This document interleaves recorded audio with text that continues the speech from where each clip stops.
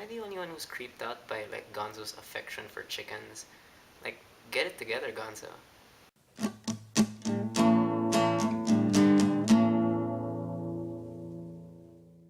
The Great Muppet Caper was directed this time by Jim Henson and written by Tom Patchett, Jay Tarsis, Jerry Jill, and Jack Rose.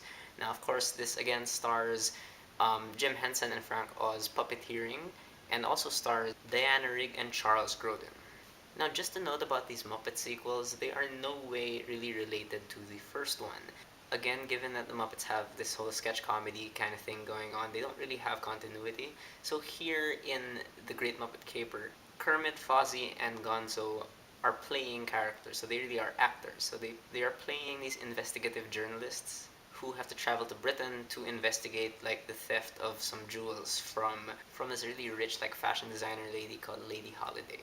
And overall, I gotta be completely honest, overall compared to the Muppet movie, The Great Muppet Caper is this huge step down. It honestly did really feel like this whole sketch comedy thing, but not always in a good way. Although I will admit that some things were still good technically, and this is still overall, it's an okay movie because of the advancements they make in certain areas. But there's also a lot of problems in it. I'll talk about the technical stuff first though, because positive. For one, the puppetry really is so much better this time. I mean, not that it was bad in the first movie, but here it gets even better. They have Kermit and the gang doing things that I didn't think were like possible with just these limited puppets. I mean, they have them more often in full body form this time, and they're doing things like climbing up walls and just being thrown out of vehicles and stuff. And it's amazing how they're still able to kind of be able to move around. It really feels like these puppets are doing their own stunts, and it's hard for me to convey how impressive this is. You really have to watch it to see just how incredible this is, especially for a movie that came out like 1981, I think. Great Muppet Caper is also definitely much bigger in scale. I'm assuming they have a bigger budget because it really shows. The sets here are huge, but not only are the sets huge, they're really utilized to the fullest. There's always something going on. There's always like some sort of big production number happening, and I really like how they took advantage of the production design. They didn't just have big sets for the sake of having big sets. The cinematography also this time around is much less personal than the first one, but it's very, very grand because there's lots of big, again, dance numbers and stuff, and the cinematography really captures it well. And in terms of acting, it's interesting again to note that these Muppets, Kermit, Fozzie, and Gonzo, as well as the rest of the gang, including Miss Piggy, they are acting in this movie. They in the real world they are actors, so they are playing these roles, and it's interesting to see how they don't necessarily conform to their roles like actual actors do. It's more like the roles conform to them. What I mean by this is that Kermit doesn't necessarily become a different person. It's just that the role of journalist becomes Kermit. I don't know if that makes sense. And because the gang is all back, of course, some of the humor is still intact. And in terms of like the human actors, Charles Grodin, I thought gave a really good performance as this really campy bad guy. He's like a jewel thief, but the way he plays it is just so, I don't know, it really, really fits that whole old school vibe of these old jewel heist movies. There are much less cameos this time around though, but that's not really a problem. And in terms of Jim Henson's directing, I think he really directed this well.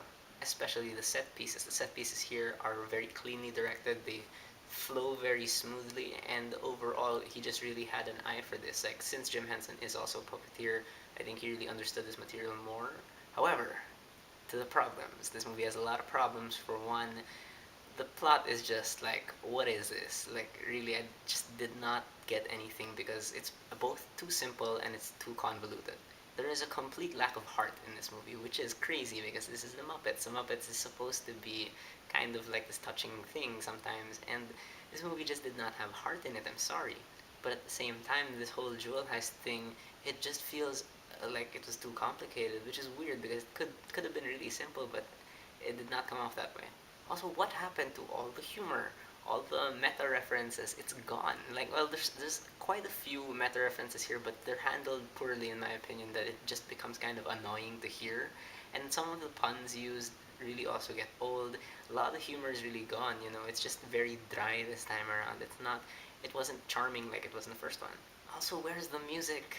The music is the best thing about the first one. Now it's just kind of like there's not definitely not as much music, and the music they do have here is kind of bland, honestly. They really lack the heart also of the first movie, and it's just I don't know, they just feel like typical Broadway standard, whatever. Not that Broadway's bad, just where's the unique Muppet twist? Also, I don't know if I'm gonna get flack for this, but the way some characters were written and handled, it just makes them kind of feel stupid. You know how Fozzie in the first movie was supposed to be this endearing kind of, loaf. Like he was not the brightest bulb, but he was charming and stuff, and he had a role to play. Here, he's just kind of bumbling, and like I don't understand why they made him that way. And Gonzo is just even weirder. And unfortunately, and really saddens me to say this, my biggest problem with this was that it was kind of boring. And I hate to say that for a Muppet movie, but it really was. Like they ditch the plot at certain points, and it just goes off to somewhere else, and nothing is happening, and it's just really slow, and nothing happens, and it's boring. I'm sorry. However, despite that, despite how disappointed I was in this, I still have to say it is okay as a movie because again, in terms of like technical achievement, it is very very good, and it's not all bad. Like by the time the movie gets to its like third act, it does get quite interesting. It gets funnier also. It's just the whole thing as a whole. It's very formulaic. It's very distracted also. But I don't know if you're like a hardcore Muppet fan, you might enjoy this. It's just much more shallow than the first one. It definitely feels more like a TV special kind of thing. So yes, that is my review for the Great Muppet Caper. I sound so sad, but what did you guys think of it? Have you seen it? Whatever you thought, whether you agree with me or not, please leave me a comment. Let's have a conversation. And stay tuned as Muppet Week continues.